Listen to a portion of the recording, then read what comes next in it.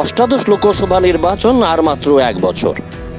আগামী এপ্রিল মাসে অনুষ্ঠিত হবে দেশের জাতীয় নির্বাচন। এই নির্বাচনকে সামনে রেখে ইতিমধ্যে ময়দানে নেমে গেছে দেশ ও রাজ্যের শাসক দল বিজেপি। রাজ্যের ভাজপা শিবির 2024-এর পরিকল্পনা শুরু করে দিয়েছে। সম্প্রতি বুথ সশক্তিকরণের মধ্য দিয়ে লোকসভা নির্বাচনে ডঙ্কা বাজিয়ে দিয়েছে রাজ্য বিজেপি। আগামী লোকসভা নির্বাচনে রাজ্যের 2 আসনে কারা হবেন শাসক দলের প্রার্থী তা নিয়ে জোর জল্পনা চলছে শাসক শিবিরে।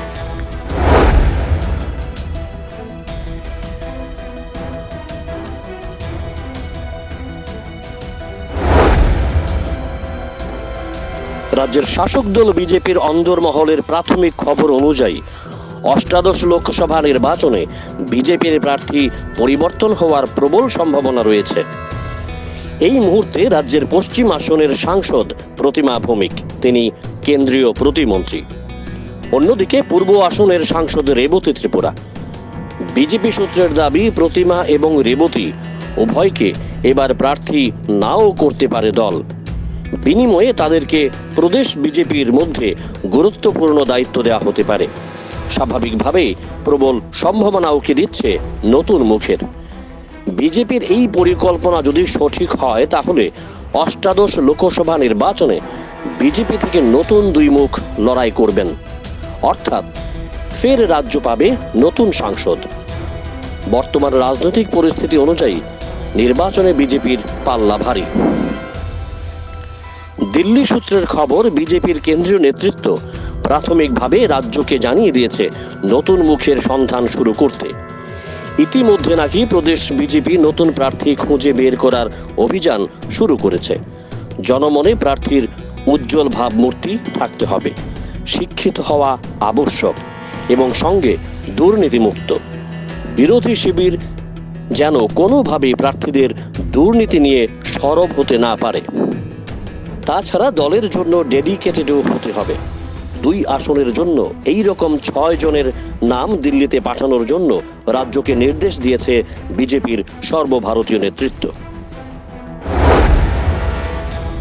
লোকসভা নির্বাচনে কেন নতুন মুখ চাইছে কেন্দ্রীয় বিজেপি, তারও উত্তর পাওয়া গেল কৃষ্ণনগরের গেরুয়াবাড়িতে। বর্তমান সাংসদ তথা কেন্দ্রীয় মন্ত্রী প্রতিমা ভৌমিক একজন ভালো সংগঠক, এটা তিনি বহুবার প্রমাণ করেছেন। দলের সংগঠনকে আরো মজবুত করার জন্য প্রতিমার বিকল্প নেই দলে। এই কারণে তাকে রাজ্য দলের আরো গুরুত্বপূর্ণ দায়িত্ব দিয়ে দলের সংগঠনকে শক্তিশালী করতে চাইছে বিজেপি। তাই পশ্চিম আসনে এবার প্রতিমা ভৌমিককে প্রার্থী না করে নতুন মুখ দিতে চাইছে বিজেপির কেন্দ্রীয় নেতৃত্ব। পূর্ব আসনের ক্ষেত্রেও একই অবস্থা।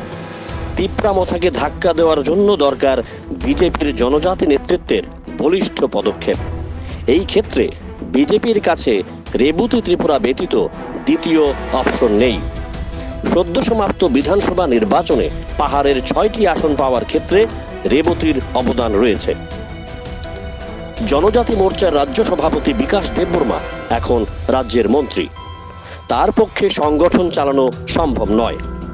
তাছাড়া 1 ব্যক্তি 2 পদ, এটা বিজেপিতে অচল। তাই জনজাতি সংগঠনকে মজবুত করতে হলে দরকার রেবতী ত্রিপুরারও। তথ্য বলছে, বাঙালি ভোটের কথা মাথায় রেখে লোকসভা নির্বাচনের আগে তিপ্রামথার সঙ্গে সাংবিধানিক সমাধানের আলোচনায় নাও বসতে পারে বিজেপি।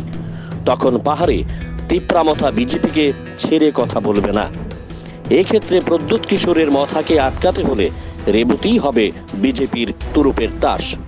অর্থাৎ দলের সাংগঠনিক শক্তি বৃদ্ধির জন্যই প্রতিমা ভৌমিক ও রেবতী ত্রিপুরাকে দিল্লি থেকে রাজ্যে পাঠানোর প্রাথমিক সিদ্ধান্ত নিয়েছে বিজেপির শীর্ষ নেতৃত্ব।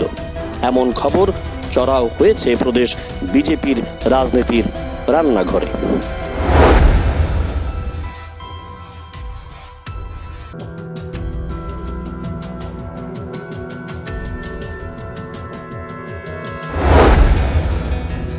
Bureau report, jam 24 news.